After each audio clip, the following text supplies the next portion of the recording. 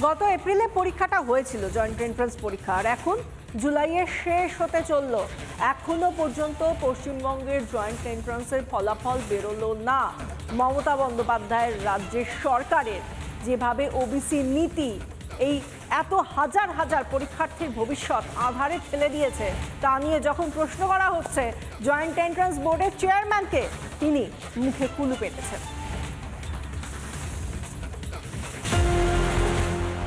West Bengal joint entrance examination, হাজার হাজার ছেলেমেয়ের ভবিষ্যৎ ঠিক হয়। এই বছর সেই পরীক্ষার রেজাল্ট এখনো বের হয়নি। গত 27শে April West Bengal joint entrance বোর্ডের পরীক্ষা হলেও প্রায় 2.5 মাস অতিক্রান্ত হয়ে গেছে, পরীক্ষার ফলাফল বেরোচ্ছে না, রেজাল্ট বেরোচ্ছে না, জানিয়ে উদ্বিগ্ন পড়ুয়ারা। গত বছর ওবিসি সংরক্ষণ মামলায় রাজ্য সরকারের গালে সপাটে চড় কষায় সুপ্রিম কোর্ট। সংখ্যালঘু তোষণ করতে মমতা ব্যানার্জি অবশ্য আইন কানুনের তোয়াক্কা করেনি। 15 লক্ষ বিজেপির কাস্ট সার্টিফিকেট ক্যান্সেল ওবিসির।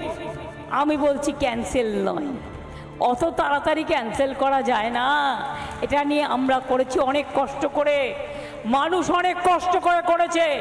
তোমায় বিজেপি বলেছে আর তোমার রায় দেন, বিজেপির রায় দেন, তোমার রায়কে মানছি না। চলতি বছর জুন মাসে তড়িঘড়ি নতুন করে ওবিসি তালিকা তৈরি করে রাজ্য, কিন্তু সেখানেও সমস্যা। নতুন তালিকা অনুযায়ী 140টি জনজাতির মধ্যে সিংহভাগই মুসলিম বলে অভিযোগ বিজেপির।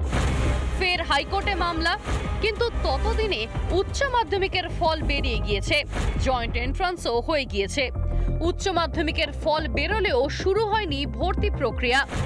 অপরদিকে জয়েন্টের এখনো ফলই বেরোয়নি এবং প্রায় 2.5 মাসের বেশি 3 মাস হতে চলল জয়েন্টের রেজাল্ট বেরোয়নি এবং পশ্চিমবঙ্গের ছাত্রছাত্রীদের যেতে হচ্ছে ভিন রাজ্যে, এক্সট্রা টাকা দিয়ে তাদেরকে ভর্তি হতে হচ্ছে এবং খুব দুর্ভাগ্যজনকভাবে এটা আজকে রাজ্যে কোনো ইস্যু হচ্ছে না। কিন্তু মমতা ব্যানার্জি যেহেতু তার দুধেল গাইতে ঢুকাতে পারছেন না, ওবিসি যেহেতু হাইকোর্ট বাতিল করে দিয়েছে আত্মদ্বীপের পিটিশনের প্রেক্ষিতে, তাই আমি তোকে ঢোকাতে না পারলে কাউকে ঢুকতে দেবো না। মহামান্য কলকাতা আদালতে মামলা হয়েছে উচ্চ ন্যায়ালয়, ক্যালকাটা হাইকোর্টে, এবং সেখানকার অর্ডার, সুপ্রিম কোর্টের অর্ডার, কোথাও একথা বলা নেই যে হিন্দু ওবিসি যারা, তাদের পোর্টালটাকে বন্ধ করে রাখতে হবে, তাদেরকে সার্টিফিকেট দেওয়া যাবে না।